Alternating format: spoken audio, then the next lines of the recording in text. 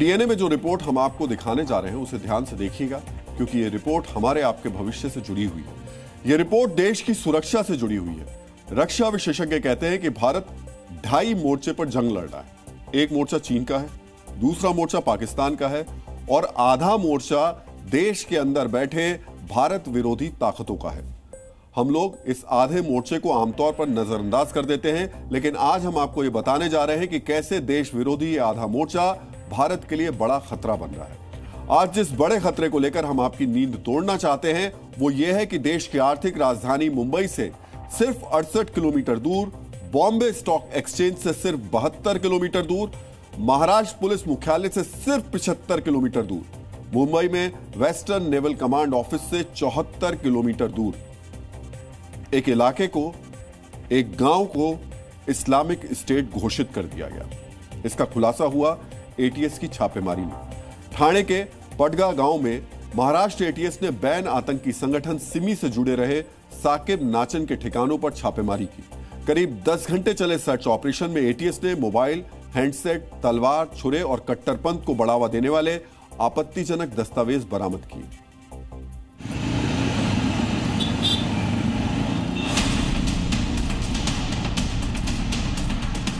यहीं पर एटीएस की छापेमारी हुई थी।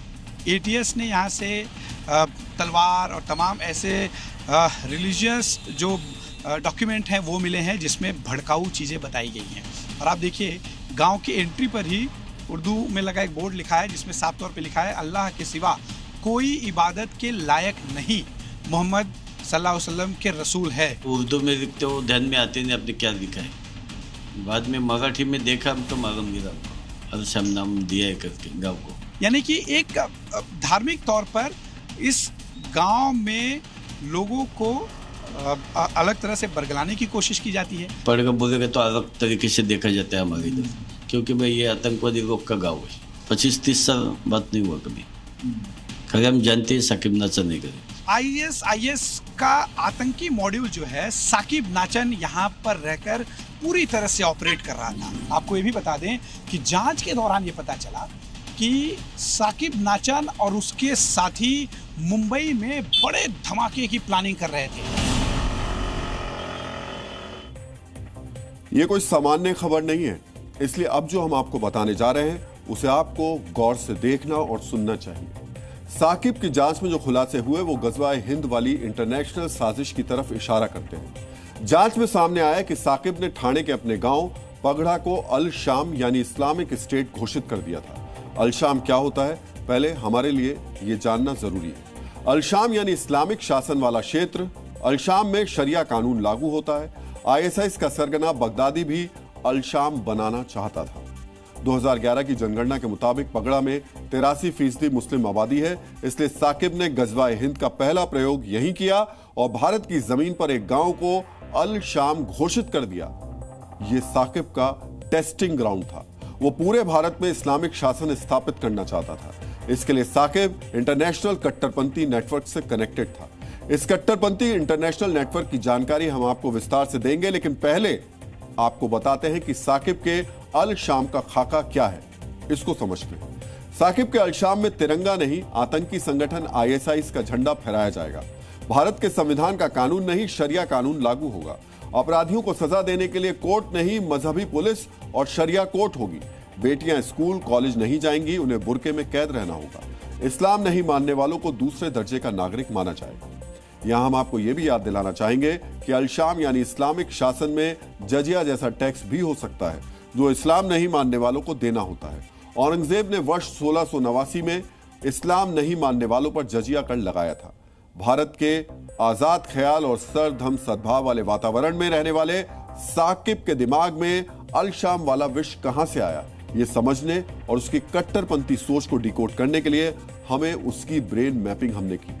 1980 के दशक के साकिब अफगानिस्तान में शरिया शासन के लिए कट्टरपंथियों से मिलकर सोवियत संघ के खिलाफ लड़ा।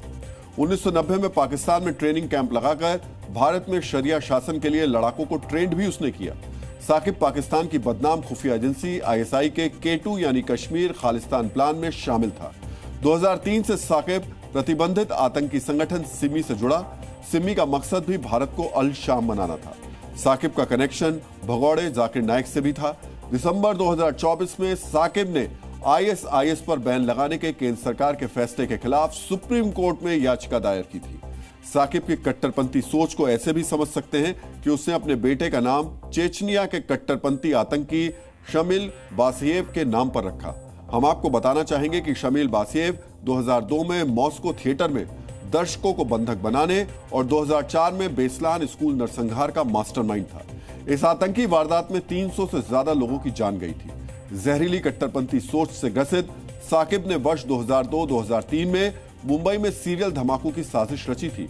इन धमाकों में कई लोगों की जान गई थी। जिक्र रूस का हो रहा है तो हम आपको याद दिलाना चाहेंगे कि घर में छिपे दुश्मन कितने खतरनाक होते हैं, इसका सबूत रूसी एयरबेस पर हुए ड्रोन अटैक से समझा जा सकता है। यूक्रेन ने रूस के बॉर्डर में छिपकर ड्रोन भेजे और 4 एयरबेस पर अटैक किया। इस अटैक से रूस की सैन्य ताकत को झटका लगा। यहां हम आपको बताना चाहेंगे कि साकिब के घर पर पिछली बार हुई छापेमारी में 44 ड्रोन मिले थे।